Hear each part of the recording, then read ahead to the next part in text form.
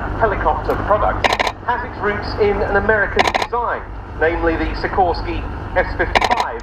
It was conceived to replace the Westland Dragonfly, it must be said, and of course the British forces of that era were heavily engaged in a lot of those theatres.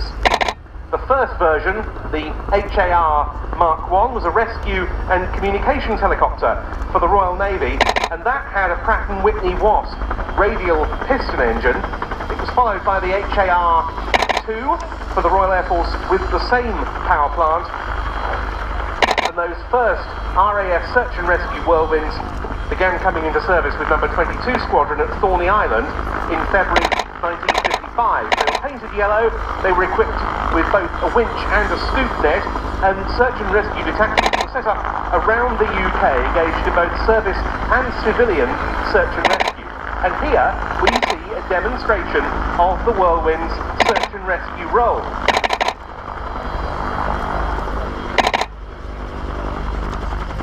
As it performs a demonstration using the winch.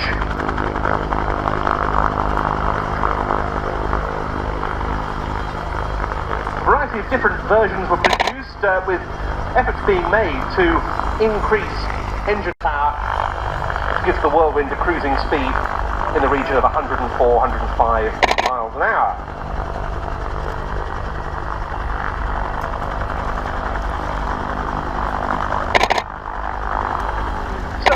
Past us slowly with the winch simulation ongoing.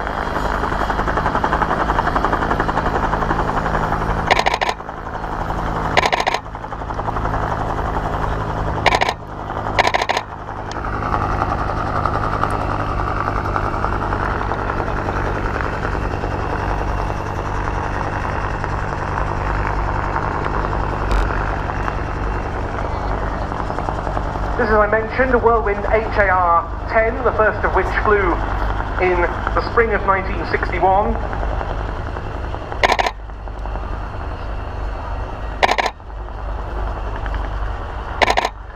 The Gnome engine gave the Whirlwind much greater utility than it had previously enjoyed.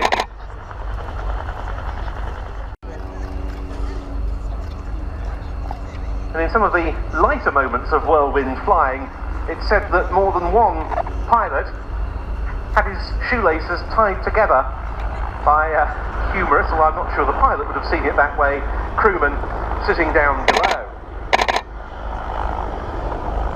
About 400 Whirlwinds were built by Westland. They were used for troop transport, for anti-submarine warfare work in some of the Royal Navy's earlier efforts in that role with helicopters, and here as search and rescue platforms. There were also Whirlwinds used by the Queen's Flight for royal travel purposes. In the search and rescue role with the RAF, number 22 Squadron replaced its by then venerable Whirlwinds with Westland Wessex. Number 202 Squadron was the last search and rescue operator of the type. They began to bring the Westland-built Sea King, another former Sikorsky product, the F-61, into service from 1978. The very last RAF Whirlwinds on search and rescue strength for those of the search and rescue training unit at RAF Valley on Anglesey. This one was originally built as an HAR-2 model, served with number 22 Squadron at St Morgan in Cornwall. It was modified a few years later to Mark 10 standards.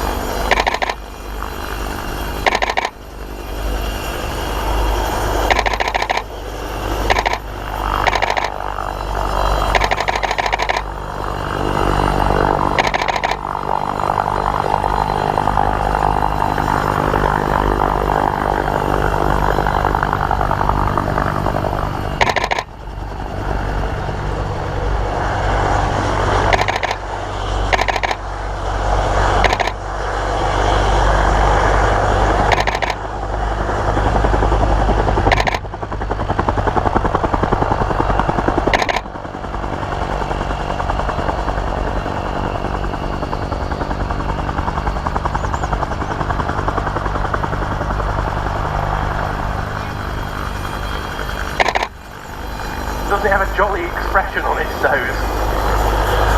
As we see it from the front.